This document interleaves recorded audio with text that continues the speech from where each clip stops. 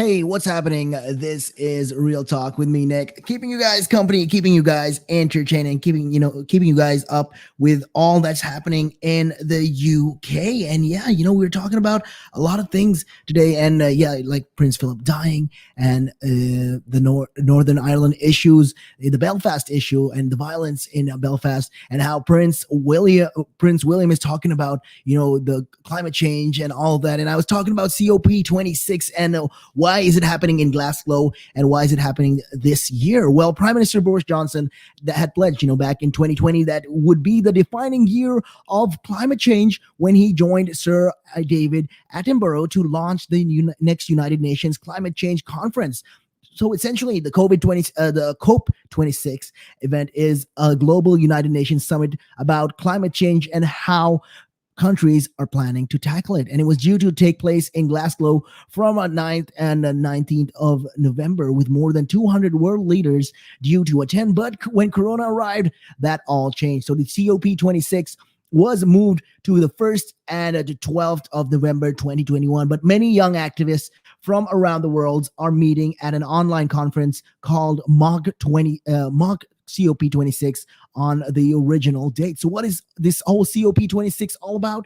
Well, essentially, the COP stands for this Conference of the Parties and will be attended by countries that signed the United Nations Framework Convention on Climate Change, or the UNFCCC. Treaty agreement in 1994. So the 2021 meeting will be the 26th meeting, which is why it's called the COP26.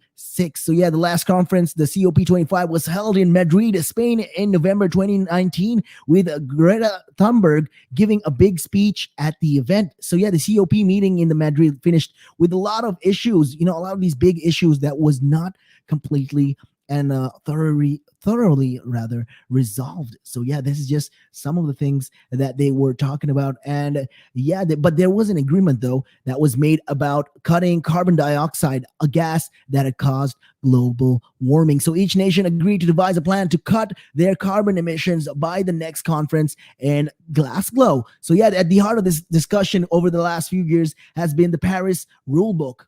So essentially, the Paris Agreement is a big international agreement to tackle climate change, which was agreed by leaders back in 2015 when 195 countries attended COP21 in Paris. So essentially, what does this agreement say?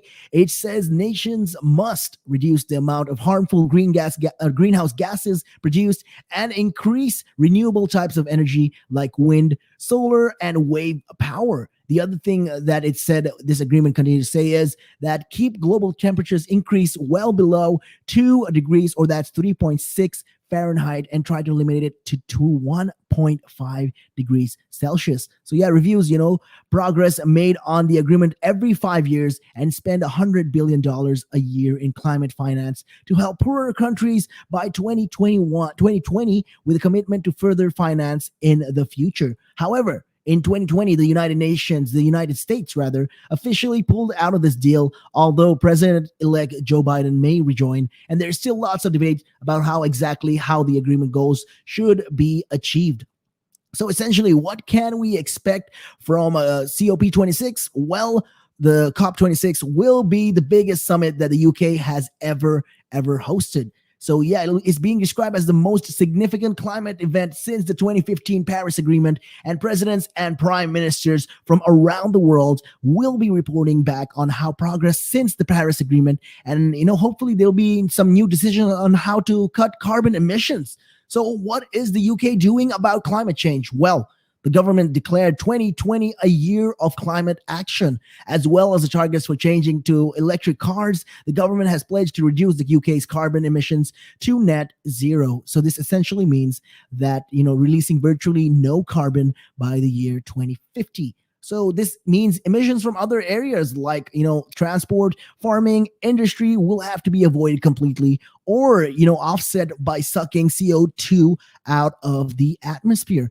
So it's because of CO2, the planet is getting warmer. So the warming of Earth happens because the atmosphere traps heat radiating from the world, and it stops it escaping into space. So certain gases in the atmosphere, called these greenhouse gases, block the heat from escaping. And one of the biggest problems is carbon dioxide. So yeah, carbon dioxide is released naturally, but humans have increased CO2 in the atmosphere by more than a third by burning fossil fuels like coal and oil. So yeah, this isn't technically, it's just crazy, what is happening. And all of this is crazy, like especially when it comes to, even that's the whole point of this whole net zero issue and why they're talking about it. And this isn't technically Prime Minister Boris Johnson idea. He inherited the pledge from the former Prime Minister Theresa May, who put the commitment into law in June last year. But Mr. Johnson has said he wanted fighting climate change to be one of his biggest and the government's biggest priorities, and he has made a series of these announcements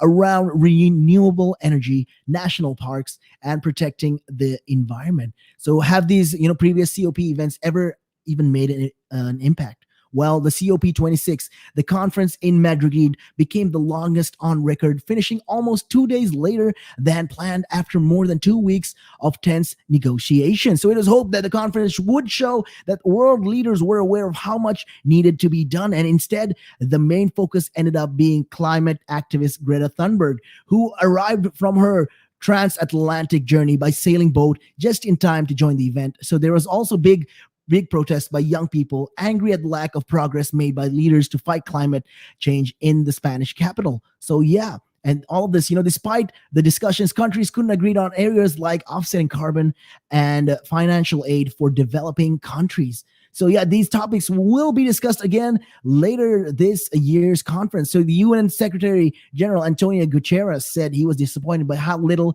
was actually achieved at the COP25, and others called the conference a failure. So yeah, this is just that they're talking about. And since we're talking about Greta Thunberg and the COP26, Greta Thunberg has said that she does not plan to attend the UN climate conference due to be held in Glasgow this November. So yeah, the 18-year-old Swedish climate campaigner is concerned about the impacts of the coronavirus pandemic on the attendance of the COP26, and she believes the summit should be continued to be postponed.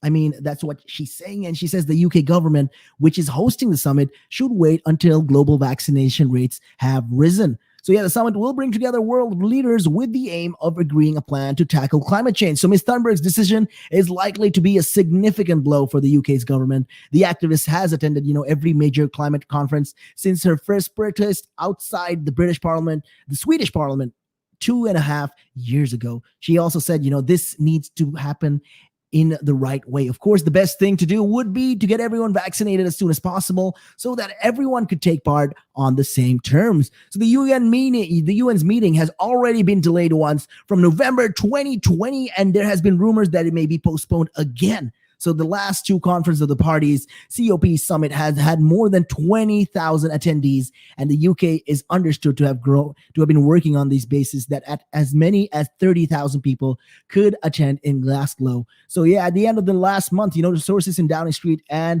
Holyrood were adamant that no decision had been made on a further delay to the conference. So we don't really know what is going on and what is actually this whole thing, but it's just crazy with what is going on right now. Greta Thunberg also not coming to the COP26 is going to be an actual blow to a lot of countries, especially to the UK, since we are hosting this. And we she is the face of the youth as well, with what is rising, and especially with her impact that she made at the COP25. It's heartbreaking that she can't be able to make it. But then at the same time, she does make a point that, because of the pandemic, it is going to be difficult with the restrictions, especially, and they should try to postpone it. So we'll see how that goes, as it goes by, as time goes by, as the days come closer. The days are coming closer. It's going to be held in November. So let's see how it goes when the time comes. Anyways, with that being said, we are going to take a real quick break, and we'll be right back after this. Check your time. It is 3:50. Good evening.